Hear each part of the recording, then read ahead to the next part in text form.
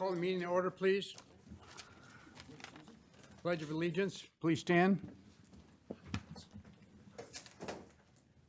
Pledge allegiance to the flag of the United States of America and to the republic for which it stands, one nation, under God, indivisible, with liberty and justice for all.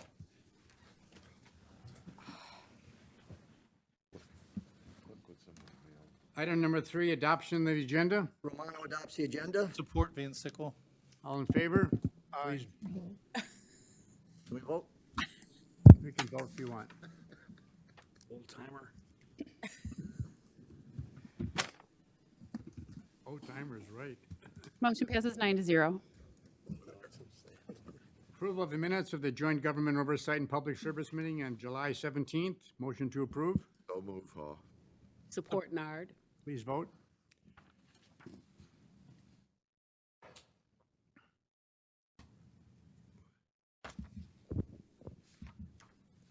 Item number 5, public participation. Anyone from the public that wishes to speak on any item that's on the agenda? Anyone for the public wish to speak? One more time. If not, we'll close public participation. Item number 6, presentations. MICHauto, Michigan-only automotive, mobile, and technology cluster association. Vicki is here.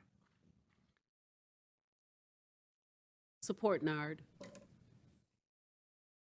Was that on? Oh, good afternoon, Commissioners. Today we've invited Glenn Stevens. He is with the Detroit Regional Chamber. I've known Glenn for well over 10 years when I was employed back at the Chamber. There's a program within the Chamber called MICHauto that he will be discussing with you guys today and give you an update on where that program stands. Last month, we had 2 of our other partners present, so this will be very similar in nature, where he will provide some updates to their programming. So with that, I would hand it off to Glenn. Thank you, everyone. Thanks, commissioners, and appreciate your service to Macomb County. I appreciate your time today. So I'll preface it by saying you've probably read or heard that this industry, our auto industry, is going through the biggest upheaval it's ever gone through since the horse and buggy, and I would say that's probably true.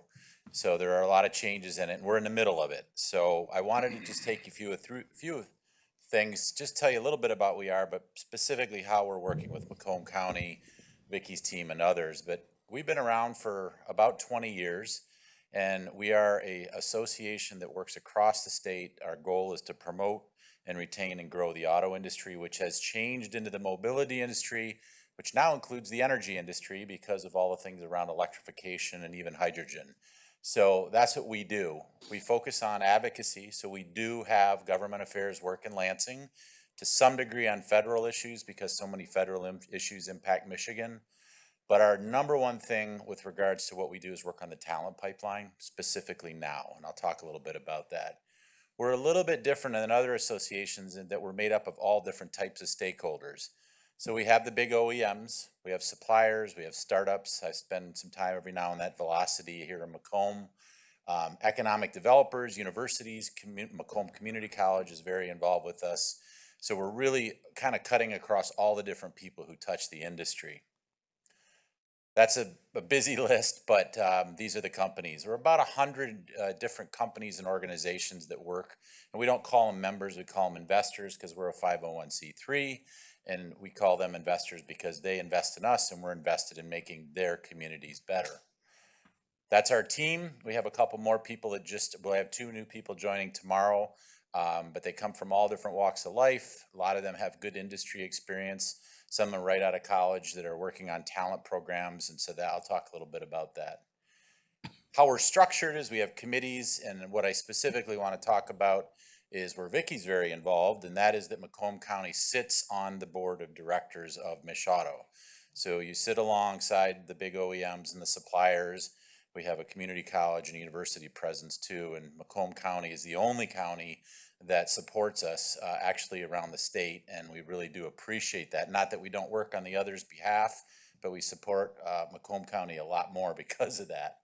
I touched on it, but advocacy is very important, and the one thing I wanted to touch on real quickly about advocacy is we help operate the Auto Caucus. And these are 4 bipartisan, bicameral legislators.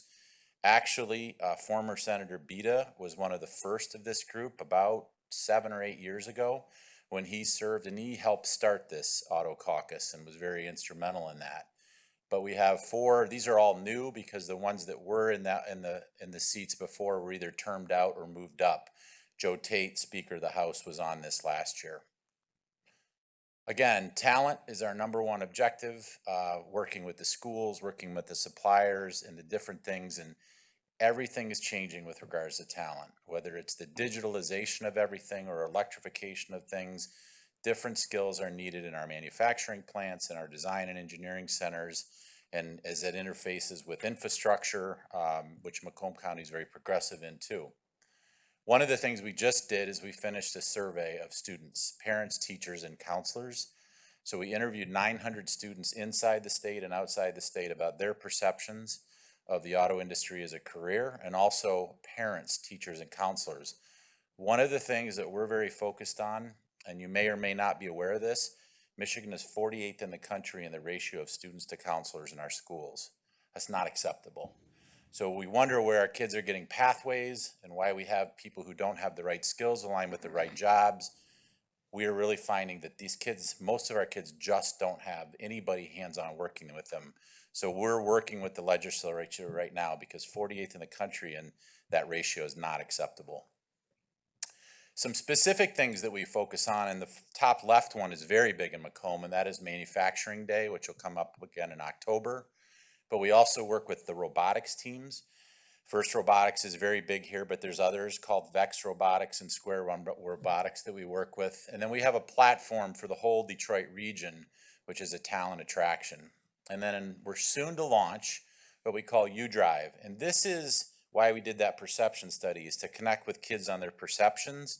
So we're going to be profiling 5 young professionals around the state. One from Macomb County, one from Detroit, one from Grand Haven, one from Traverse City, and one from the UP, working in technology, mobility, automotive, manufacturing industries. And they're basically going to be telling their lives on social media so people can understand where they come from, where they live, and work and play, so we can drive more people into the industry. It's a busy slide, but we are working with a lot of different organizations around what's called e-mobility and EV transition.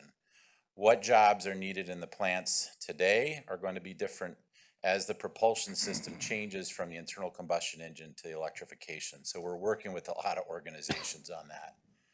Lastly, I'll focus on 4. We have 4 projects that we're focused on around the state. And these are what we call special projects, ones that we have identified as ones where we hope we can make a difference either legislatively, with the OEMs, with suppliers, with economic development. One in the UP, one down in Albion with hydrogen, one in Flint around recycling, and of course Romeo. This is a big priority for us. We sit on the Romeo call. We're working with the team, and I was thinking about it driving last night. It's our goal for that to have a home, somebody to have a home there, or different companies to have a home there, and we're not going to give up on that, and I know your team isn't here either. So I know I ran through a lot. I just wanted to give you a sense of what we do and why we appreciate your support, and I thank you for your time today, and I'm open to any questions if anyone has any. Okay, thank you very much. Yes. Yeah, thank you. Thank you for your support of the initiative in Romeo to try to breathe new life into that. It's obviously strategically located in the state and the country to be significant for people involved in the auto industry, and hopefully we can get that tooled up. You spoke of advocacy, and what you're doing on talent is so needed and so important, and there's so many levels to it. And Macomb County, of course, is supporting it. We're lucky to have Vicki sitting in that group, and with all of her experience and knowledge, we're glad to have her there. But what are some of the you mentioned the fact that, counselors, we don't have enough counselors. Schools got a lot of issues going on, and that's just added to the list of things that they're expected to do. What's the next thing to do on that list to try to get more help and career advice for that? Yeah, so when you look at Michigan's labor force participation rate, it's not good. We're somewhere between 30th and 40th in the country. That means, it doesn't mean we don't have enough people here. We don't have people who are aligned with the right skills, with the jobs that are available. And because the commerce and economy and even a manufacturing floor, everything is more digital. You know, you're interfacing with robots. Somebody has to program the robots. These are not necessarily four-year degrees. There are a lot of four-year degrees that are needed, but community colleges, certificates, even coding certificates. The problem we're seeing is that there isn't enough help for kids to find those paths to those jobs. So we've identified a Representative Brabeck, who comes from the Ann Arbor area. She's very passionate about this. I've reached out to the president of the Michigan School Counselors Association, and we're gonna go to work on this. We were working on it in the last legislature. We're working on it this one again. I don't know what we're gonna do, but I can tell you that 48th is not acceptable. We have to move the needle on that. But hopefully there'll be some legislation introduced. There is talk that we would have to go to the national average, which is 450 to 1. The recommendation is 250 to 1 students to counselor. We're at 650 to 1 in Michigan. That's the average. So we need to get to 450 at a minimum, and that's hopefully what the legislation will recommend. Well, I think the model's turn into industry, isn't it? I mean, that's what we're Absolutely. doing. I mean, turn into industry that, as we're doing with training, to partner with our industry in our schools to try to help develop the technology set that these kids need out there. Romeo Academy is a prime example of one of those things.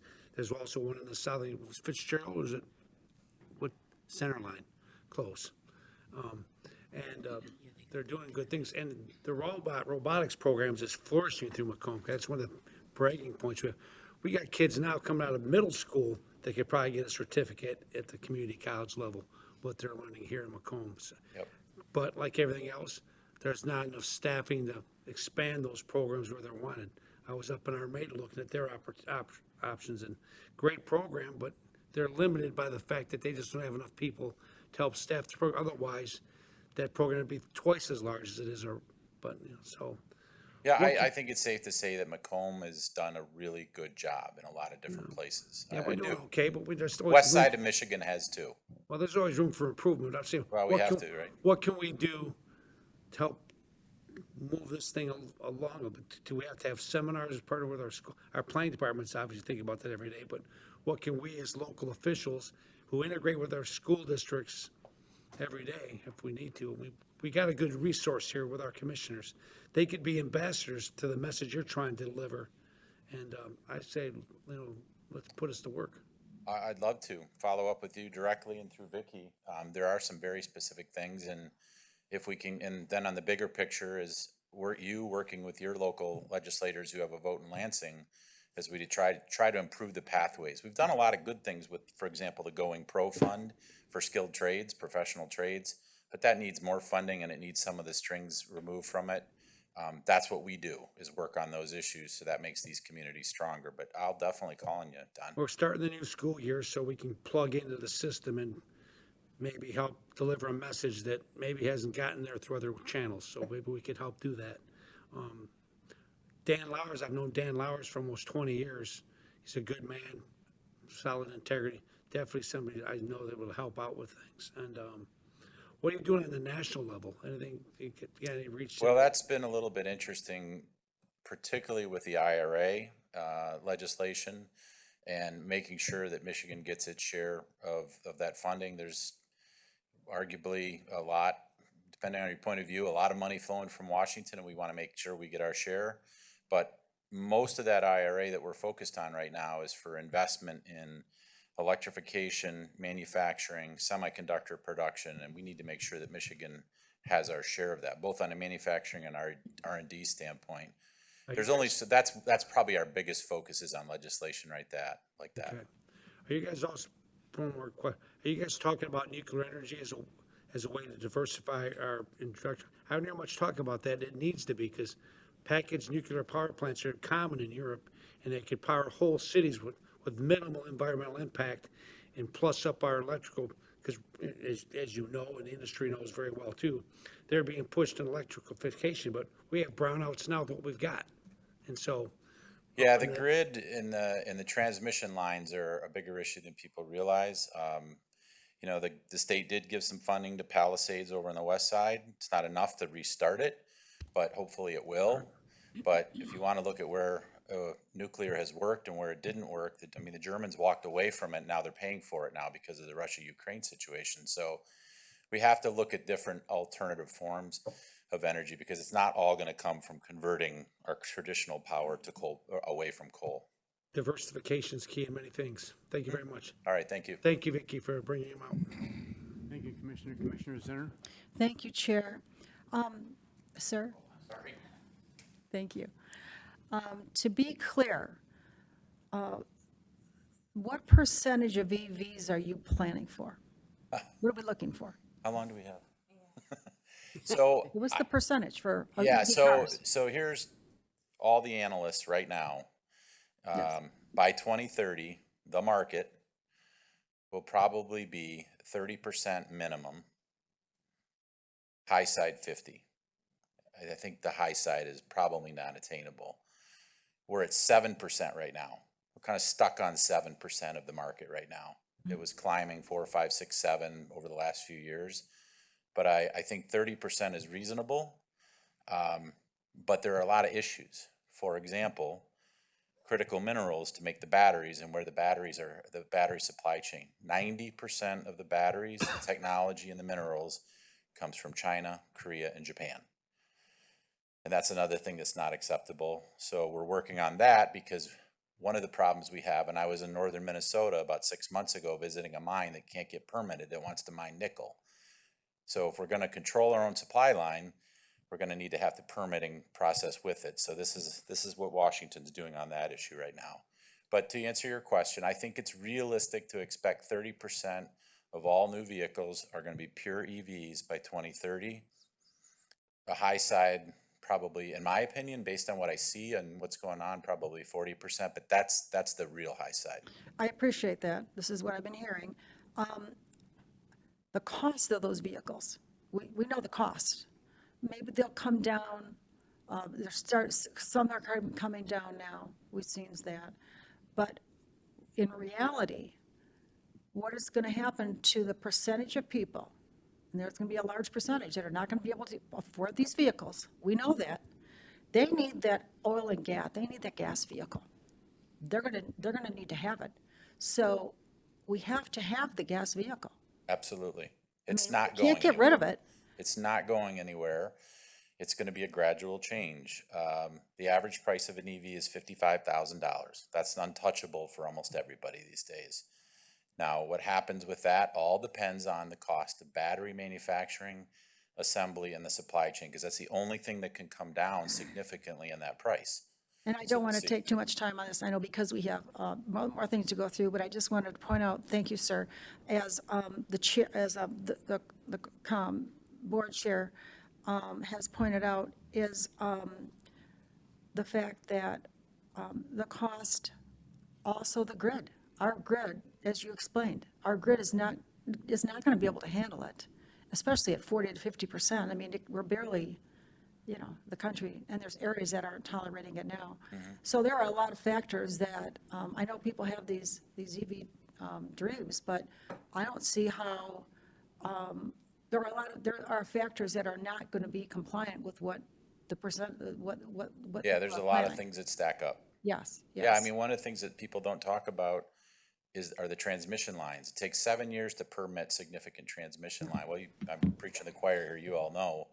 And that's just one piece of it, the charging network, the infrastructure, and 80% of charging is done in homes. So, and everybody doesn't have a home either. Some people live in apartments and things like that. So that whole infrastructure has to evolve.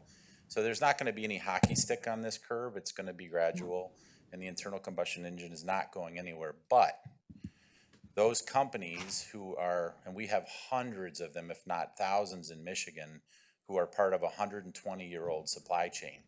If they don't have their eye on where this ball is going, they're going to wake up and say, what happened to my business? Fortunately, I think there's a lot of people focused on helping them make that transition. Thank you very much, sir. Thank you, Chair. Thank you. Thank you, Commissioner. Commissioner Nard? One more. Oh, sure. I actually don't have any questions because that's why Chair Brown is our chair, because he asked all the questions I needed to ask.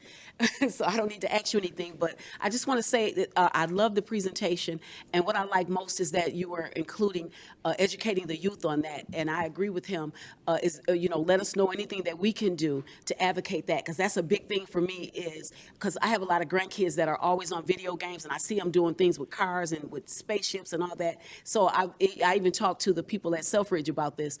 I'm just glad to see that you're going to be try to bring up something to get this in school so we can capture these kids' attention before they get into college. A lot of people are looking at grabbing them in college, but I always say let's get them in elementary school, because when I decided to go into politics, I decided to do that from elementary school because I was exposed to it. So I just would like to see more exposure in the lower grade school levels. So I'm just happy to hear that you guys are already thinking that way. So I'm confident that you're going to do what you need I to think do. you hit on something really important, and you've heard this term before, whether it's young people, other people, diversity.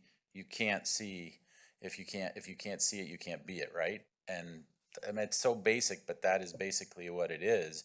And I go back to that counselor situation. If nobody's telling these kids what they can be at all, even in our best schools, then we have an issue. So we got to fix this. That's why I do what I do. Yep, I love it. Thank you so much. I'm going to stand here until I'm clear. No, you're all done. All right. Thanks, everybody. Thank you, Commissioner. No other commissioners? Please vote.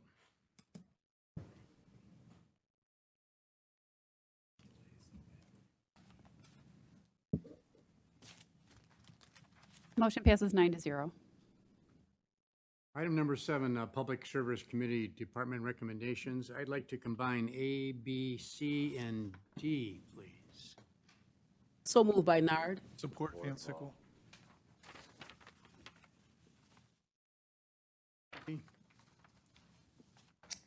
All right, so thanks for combining them. What you have here are 4 budget amendments that we're requesting. Basically, it's a really good day in Macomb County when we're saying we've got some more money coming and we need to open some budgets for that. The first one is CDBG grant funding. When the budget was approved back in November of '23, we were estimating what the CDBG drawdown was going to be from HUD. So this is the actual number. So we do need to increase that budget line item by $52,321. If you have any questions on that particular line item before I move on to the next. Good to go. Okay.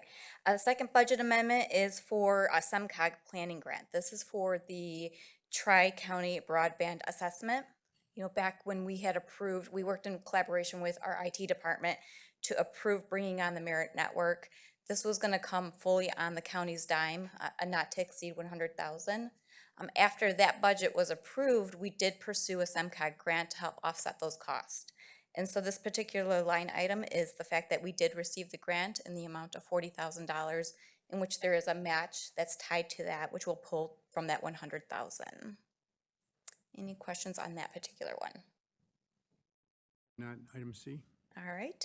C is another grant, pretty substantial. It's a $500,000 grant for some tree plantings. This is based on the work that was done within our Parks and Natural Resources group. This particular grant is looking to plant an additional 1,500 trees throughout Macomb County. No questions, item D? All right. And the fourth item on here, the Regional Child Care Grant.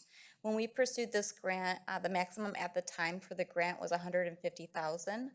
There was an additional $80,000 that we were able to secure as part of this grant, in which we're applying those funds towards some consulting services. So that particular amendment is to add an additional $80,000 for a total of $230,000 on that grant. Chair, Commissioner Zenner? thank you. Is this for child care? It is a child care coalition grant. So Macomb County is taking a lead role, bringing in child care providers, operators, as well as parents into a coalition to discuss some of the concerns and challenges that we're seeing in the child care, the environment. As was mentioned before, when we're talking about labor participation rates, one of the things that we're seeing is parents choosing not to go back into the workforce And that problem is really due to some childcare issues. And so with this coalition, we're really trying to address it from many facets.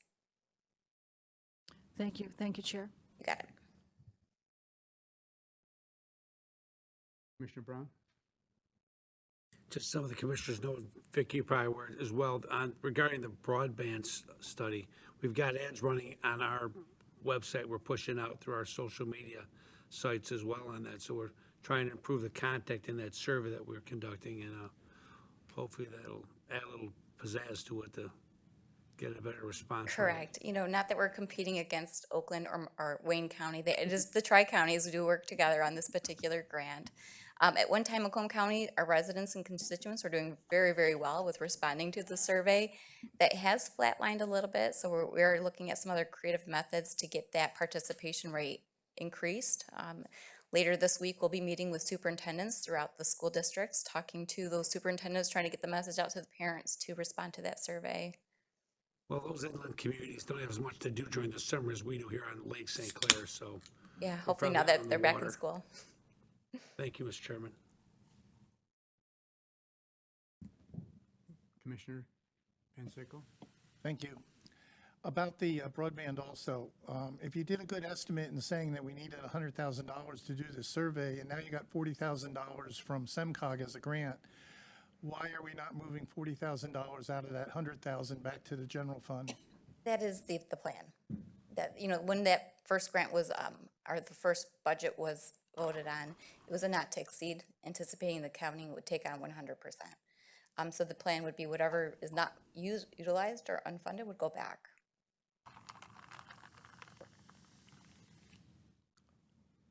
I don't think that answered my question. Okay. Do you want to clarify your question? Well, if you needed $100,000 to do this research, and you got $40,000 now from SEMCOG, you have $100,000 in our budget. Why are you not giving back $40,000 to the general fund, so you have $60,000 in our budget and $40,000 from SEMCOG for your $100,000? Sure. So I'm going to defer this actually back to IT, because it is actually IT's budget that received the 100,000. We are working in collaboration with them, so that would be a question you would want to actually have with IT.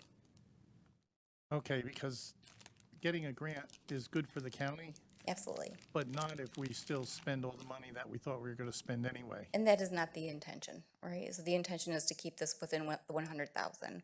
So I would anticipate, if I had to guesstimate how this would go, would be 60,000 coming out of the IT budget and 40,000 from the grant. Okay, we'll watch that and see if that's what happens. Thank you. You got it.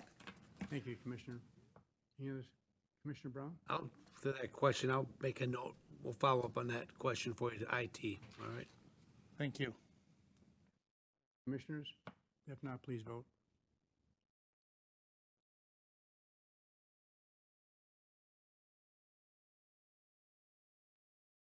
Motion passes 9-0. Thank you. Thank you. Item E, do have a F, pencil here, G, H, I, and J, I'd like to combine. So moved by Nard. Support. Brian's not here, but No, Brian is not here. Good afternoon, Commissioners. Scott Wanagott, County Highway Engineer. Got a couple of agreements and contract modification to go over with you, so I'll just go ahead and get started with the first.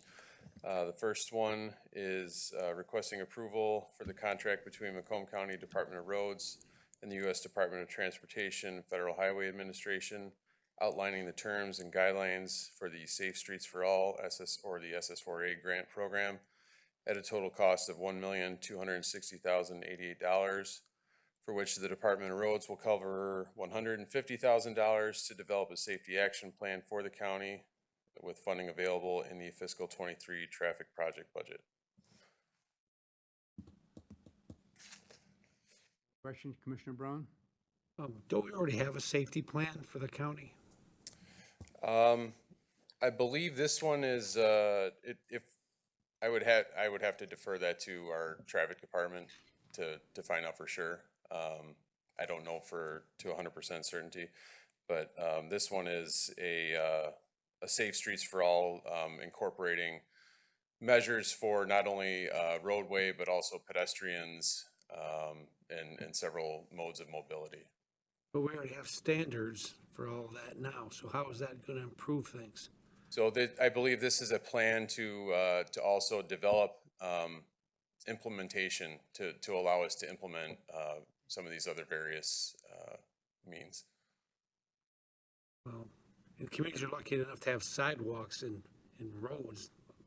That's probably important, but, all right, if you send me a note on that, I'd be curious to follow up on, of information on that, Sure. on what they have previously and what's going on forward. Thank you. Next item F.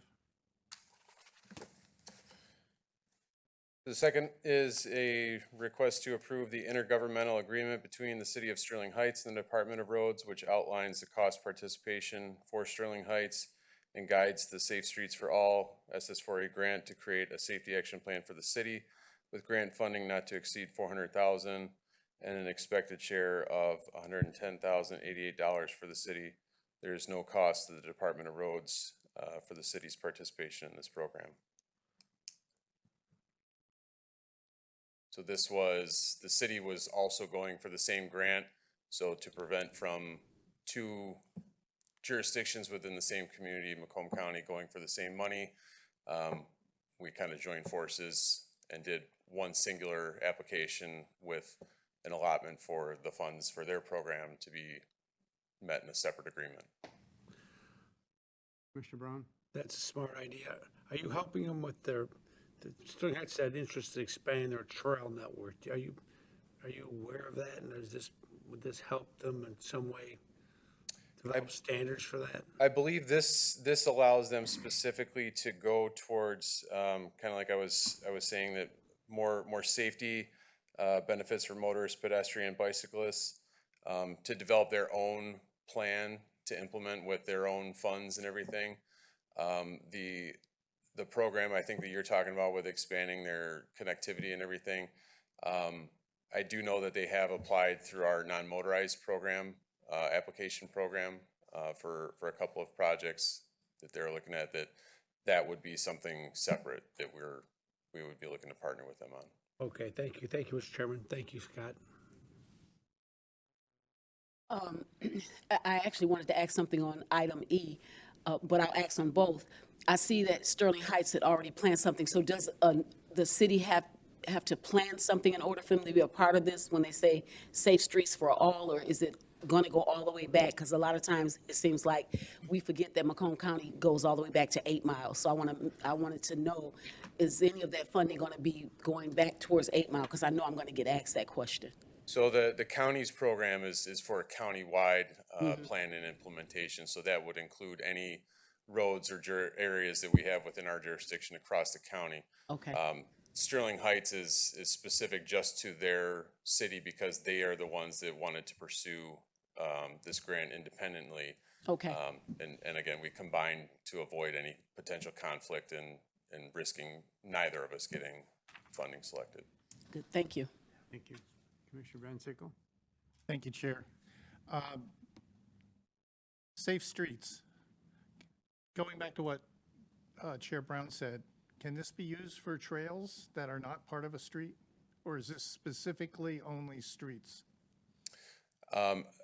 My understanding is that it would be related to the streets because it's funding that comes from Federal Highway Administration. So with that funding being part of the source is that it's related to the motorized roads and the interconnectivity between bicyclists that use the roads, pedestrians that cross the roads, and those features that intersect in that regard. Okay, but no non-motorized trails or paths or anything else? I don't believe independent trails. Now, if there was similar to what we do as part of our non-motorized program through the county, if there were improvements or sidewalks along a roadway, But that's along a road. that would probably qualify for that, yes. Okay, thank you. Thank you, Chair. Other commissioners, item G. Next is approval for the cost share agreement outlining the cost participation between Shelby Township and the Macomb County Department of Roads, for the extension of a shoulder and bypass lane on 21 Mile Road west of Hayes Road at a total estimated cost of $209,236 to be shared equally between both parties. Funding is available within our current 2023 roads budget. Questions? If not. Next, item H. Item H, requesting the approval for the cost share agreement outlining the cost participation between Macomb Township and the Macomb County Department of Roads for the installation of a school beacon at an estimated cost of $25,000, which will be covered in full by the township. There's no cost to the Department of Roads on this project. Questions, item I.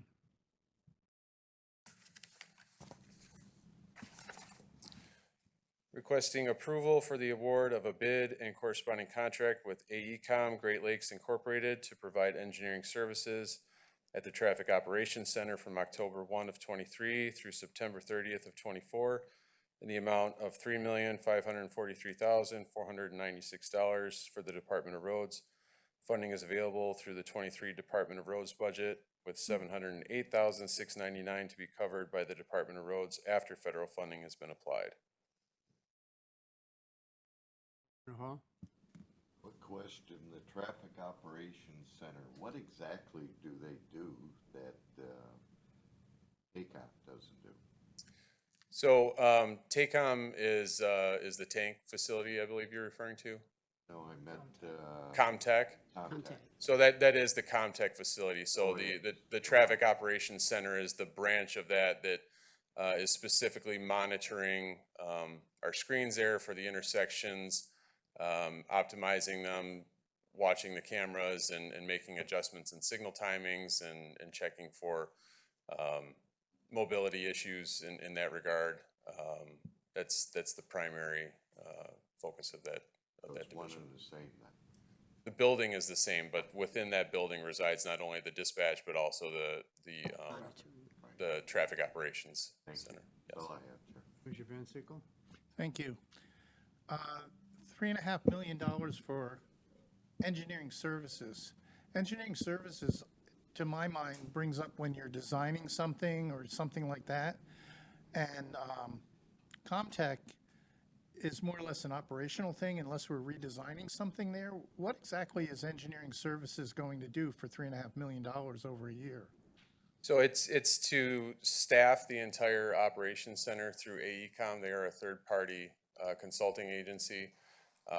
So as they monitor and they make changes, there's, I'm not as well versed because I'm not a traffic engineer. So we're hiring contract people to run Comtech, To run the operations to run the portion. operation? Correct.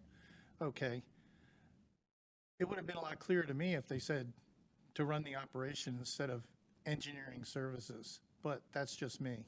Thank you. Thank you, Chair. Other commissioners, item J.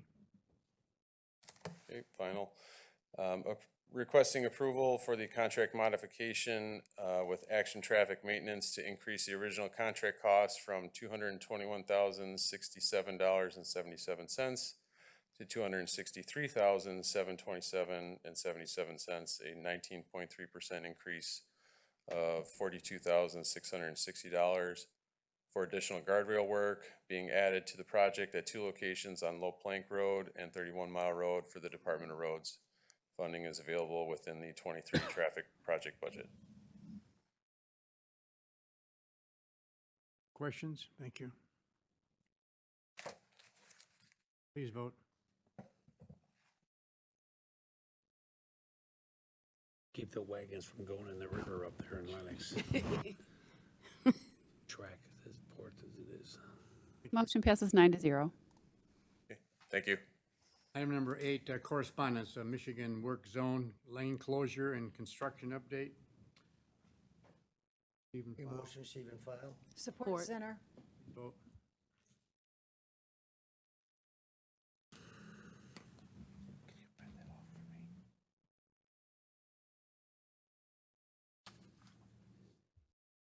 Motion passes 9-0. I have the pleasure of turning this over to Government Oversight Committee. Thank you, Mr. Perna. I will call the Government Oversight Committee of Monday, August 14th to order. First item on the agenda is appointment interviews. Macomb County, thank you. Ethics Board, executive appointment with board concurrence, one vacancy, 5-year term to expire on January 31st, 2025. John Melio, he had indicated he would not be here today, but would be here for the full board meeting. I need a motion to refer to full board. So moved by Nard. Support Romano. I have a motion by Commissioner Nard, supported by Commissioner Romano. Seeing one speaker, Commissioner Perna. Question, is there a vacancy on this committee now, or is there resignation as a result? Yes, the resignation from Don is on the agenda, I believe, or was it a notification? 13 on your agenda. Yep, on the 13th. Don Amboyer, how do you say that? Amboyer. Amboyer? The one that has been appearing in front of us. He is resigning. He was part of the Don Amboyer and the Amboyer Dukes. Would you like to add to that, Mr. McKinnon? No, Commissioner, I think you took care of that. Thank you. Thank you. Seeing no other speakers, please vote.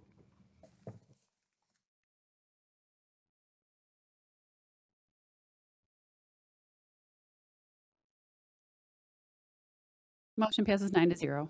Thank you. Next item is collective bargaining agreement, Technical Professional Office Workers Association of Michigan, Public Defenders Association, August 18th, 2023 to December 31st, 2025. Motion to refer to full board. So moved by Nard. Support Romano. Have a motion by Commissioner Nard, supported by Commissioner Romano. Welcome. Thank you. It's all yours. Thank you. Just before you is a contract for ratification. A little bit of background about that. This is a group of attorneys in our public defender's office. They were non-union employees and recently unionized. This is a standalone group. Currently, there are 6 members in that group, although they have about 11 vacancies in the department. They're in a process of renovating some new space, and when that space is completed, they'll be adding to their staff at that point. So we have staff attorneys that are being unionized here. Our bargaining began in February of 2023. We finished off in March, and they just ratified and notified us of that in July. So really the changes that I've presented to you in the summary, we've been treating them as non-union employees up until this point of ratification on their end. So these would just be the changes that we're really seeing for those employees, and they do match the changes that we had brought to you last year for all of the other county employees. Just for general information, are there other groups within the prosecutor's office that are unionized? The public defender's office is where these are from. No, the rest of the employees over there are non-union. Thank you. Commissioner Sabatini. Thank you, Chair. Public Defender's Office is funded through a state grant, correct? Correct. So this being unionized, how does that change that relative to the grant? Gosh, I don't know that answer. Do you have that information? If I may. It doesn't cause any disruption or distinction whatsoever. So the grant funds come in, our salaries are set really across the board with our pay structure that we have. And so when we submit our grant application, we're submitting for X salary amounts. Okay. The state looks at that and says yes or no, that they're okay with that. So if the state changes their guidelines and decides to cut their funding by 50%, Yep. what happens to this? So you would have to have a decision made then at that point. Either we'd have to supplement that with general fund money, which we're trying not to do and we'd like not to do, or we'd have to reduce the size of the public defender's office. We've been spending this money for years on contracted public defenders, appointed counsel, as you'll hear all the time. And that came through the courts and they paid for the appointed counsel. Now it's just coming from a different place and then going out to appointed counsel or in-house counsel as we would have at the public defender's office. So what's the reason then, going back to the original thought of unionizing them when we didn't have to unionize them previously?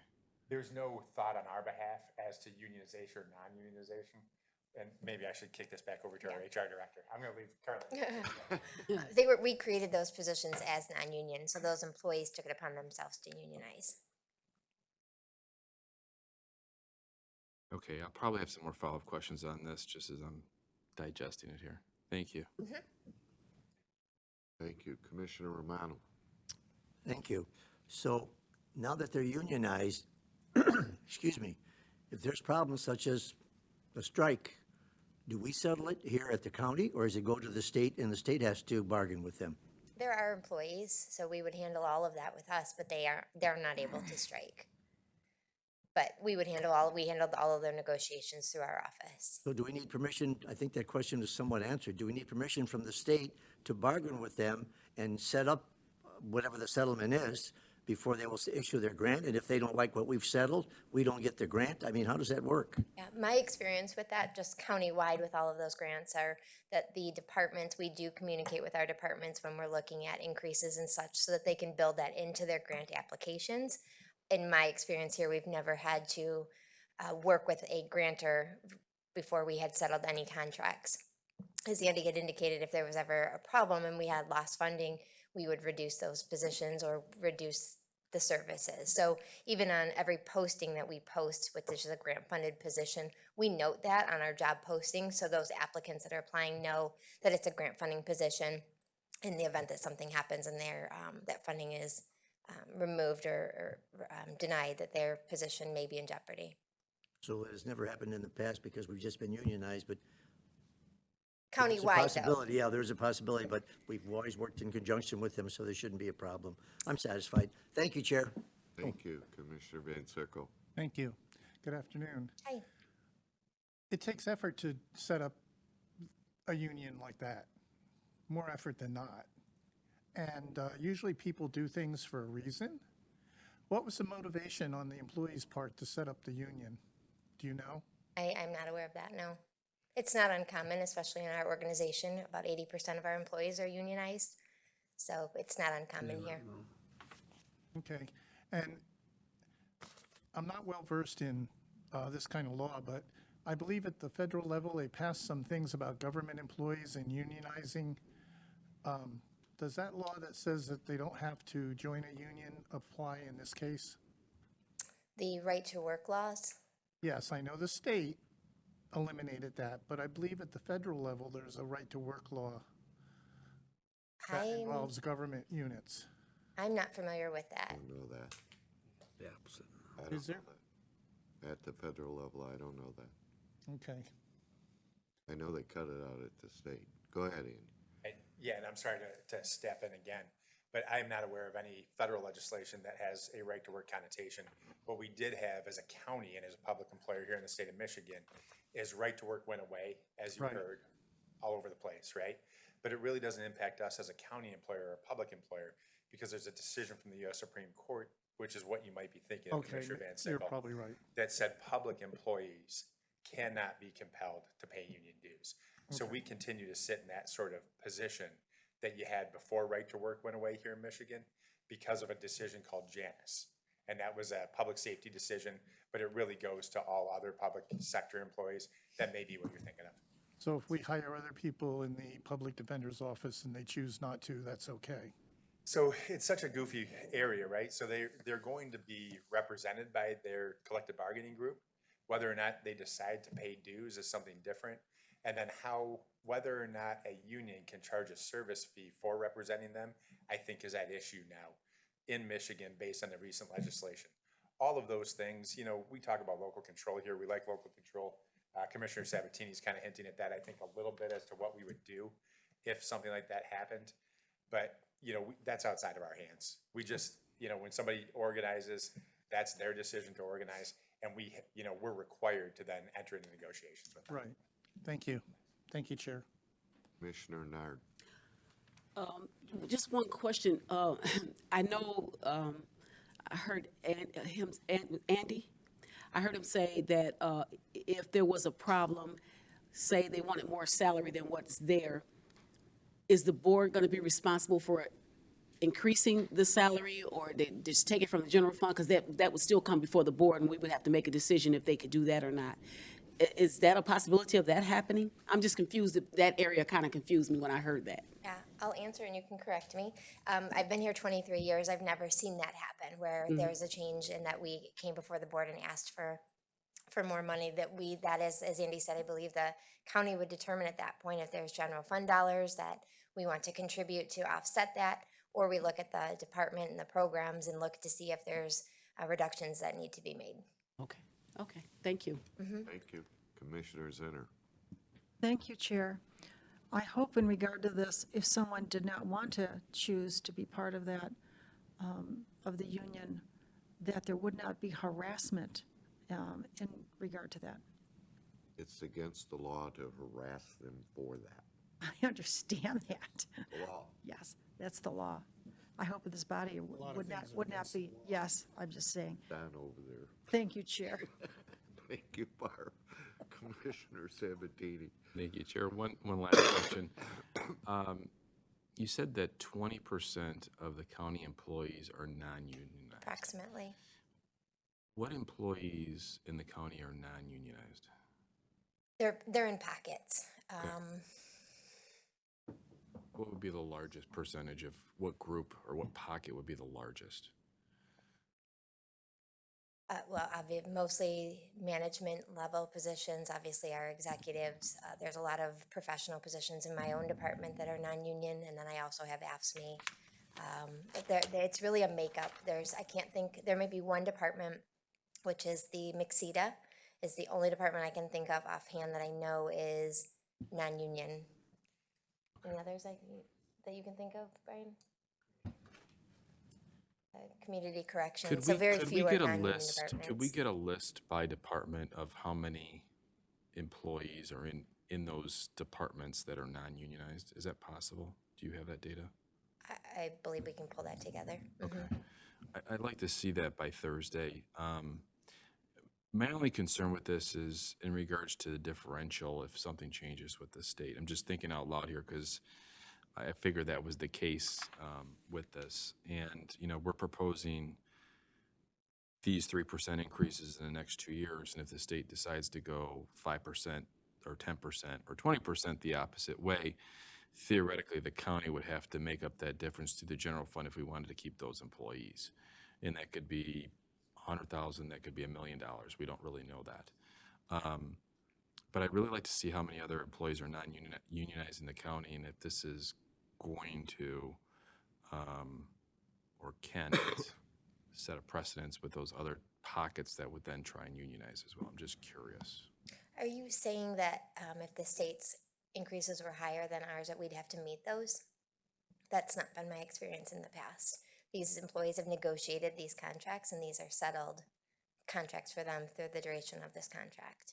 Right, but in regards to this, if that state grant total changes, specifically for the public defender's office, if the state decides to cut that budget by 10%, let's just say, and pushes it back to the appropriate counties, then the appropriate counties would have to meet the difference, as Andy said, and that money would have to come out of our general fund.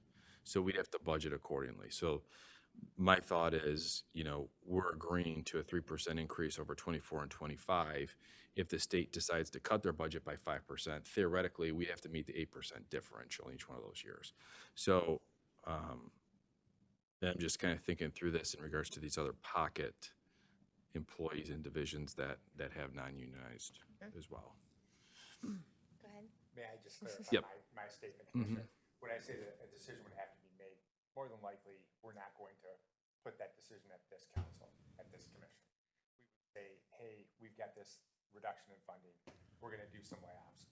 Because as Carlin said, those job descriptions state that it is grant funded, and if the grant reduces, I just would like to make sure that I have this piece out there, that the work doesn't go away, because the public defender's office has both internal employees and then contracts with external counsel.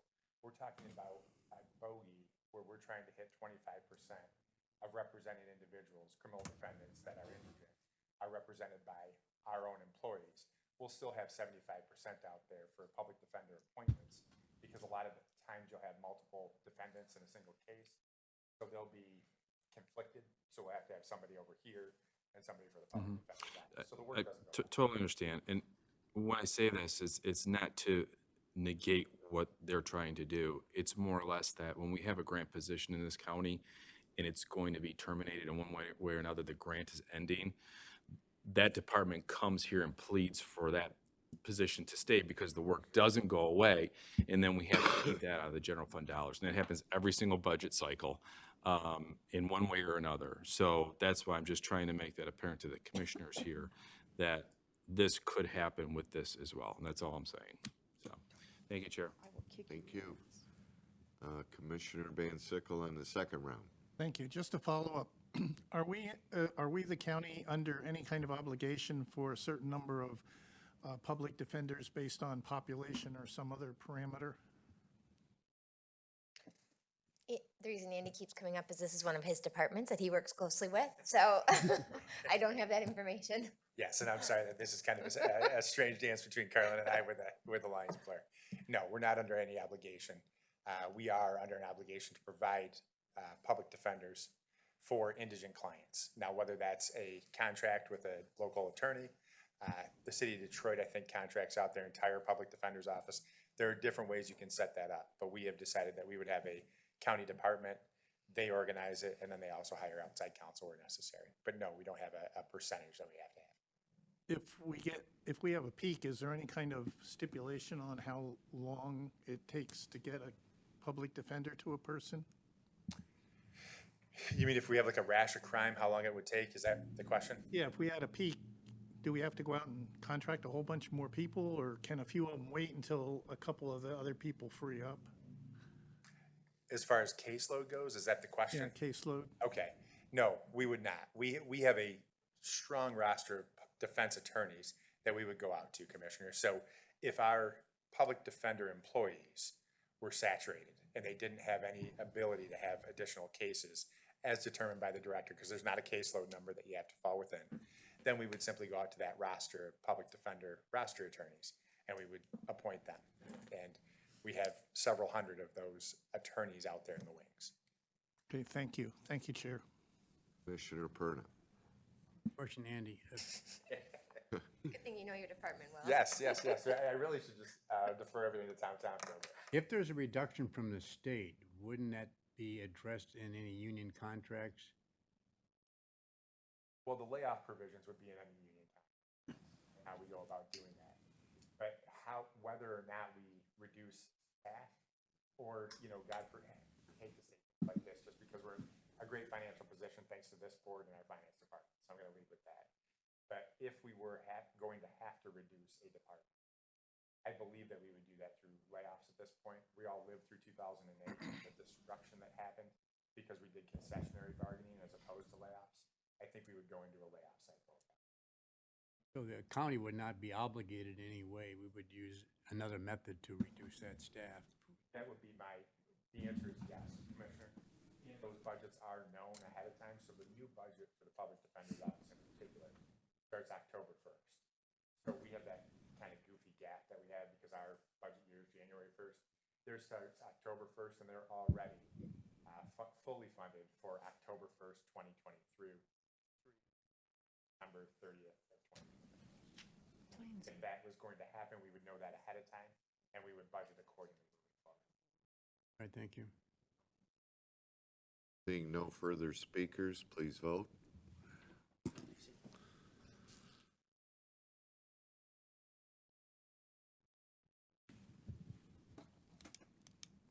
Motion passes 9-0. Thank you.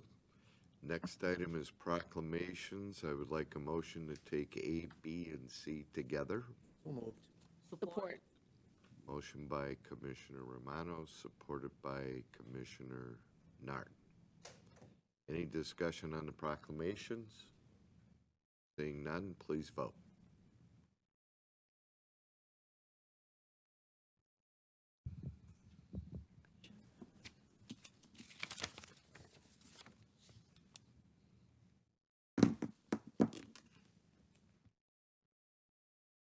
Motion passes 9-0.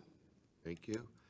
Next item under correspondence is resignation letter from Donald J. Boyer, resignation from the Macomb County Ethics Board and Health Department Hearing Board.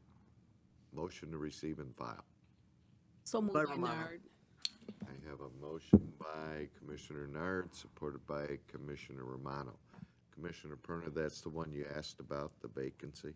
Well, I thought that letter of resignation probably should have been prior to the appointment. Okay, nice thought. Please vote. He's a stickler for detail, that one. There seems to be a lot of them lately. Motion passes 9-0. Thank you. Next item is our second of two public participations. Anyone from the public wish to be heard? You don't count back there. Seeing none, I'll close public participation. Next item is commissioners' comments. Any commissioner wish to, how come it's not coming up? Okay. Commissioner Nard. I just wanted to thank everybody that took the time to come out. I know people are busy. I had the Voter Awareness Day on August the 4th, and I was pleased with the people that came and gave their thoughts and their experiences on the first time that they voted. Commissioner Van Sickle was there, and a few of other residents came, and it was just a good time. And I would like to encourage more people from the city and from different parts of the county to come next year, so that people can understand how important it is to vote. It's very important. It's a right that we have. It's a privilege that we have in this country. And I think people are starting to take it lightly. And I want you to start talking to your kids. A lot of the kids afterwards, they're not of voting age, but they wanted to know how they can take part in voting in the United States. So I just want to encourage everybody to talk to your kids and get them involved in the voting process. Thank you. Thank you. Commissioner Zinner. Thank you, Chair. I had two experiences with the public recently. I went to a children's fire engine display and talk, and of course the firemen are great with children, and they ask them questions and they respond, and the children were little, up to 4th grade. Their parents and family were there with them, and I was surprised how they responded, to a fire situation. They even knew to, if they were worried about a fire, to touch the door to see if it was warm, to know not to go out. That was remarkable to me, to hear that. So they're hearing a lot of good information. And also, I was in St. Clair Shores the other day. They had a mural, someone from the Shores, and encompassed with the DIA. Julie from the DIA was there, and others. And they had this beautiful mural that she had painted. It was really summery, picturesque mural, beautifully done, between the Ace Hardware and Cooper's Hop Brewery on Greater Mac. And it was just a happy day in St. Clair Shores. I can't tell you how pretty it was. And there's an opening there, there's an open area to sit down in. So as people are sitting down, they're no longer looking at a plain wall. And they come up with all kinds of things, as other cities do too, and it was very nice.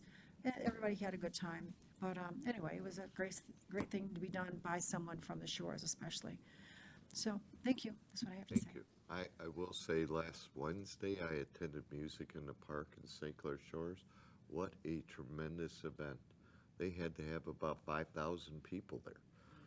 And we drove by the Dodge Park yesterday coming back home. I'm betting they had more than that there. So the message is getting out, and two phenomenal events. With that, we will move on to the next agenda item. Closed session to discuss United States District Court case number 222 CB 10320, John Shepka. Motion to enter into closed session. So moved by Nard. Support Zinner. I have a motion by Commissioner Nard, supported by Commissioner Romano. Where's our sergeant over there? Oh, please vote to go into closed session. Thank you.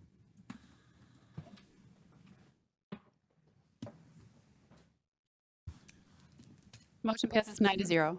Thank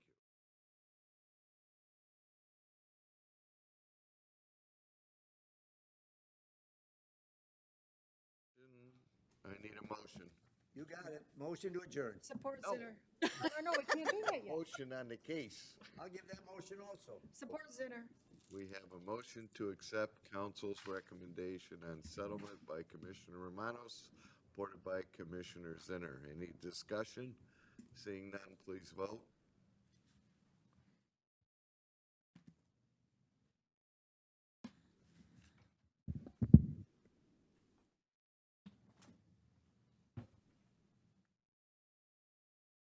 Motion passes 9-0.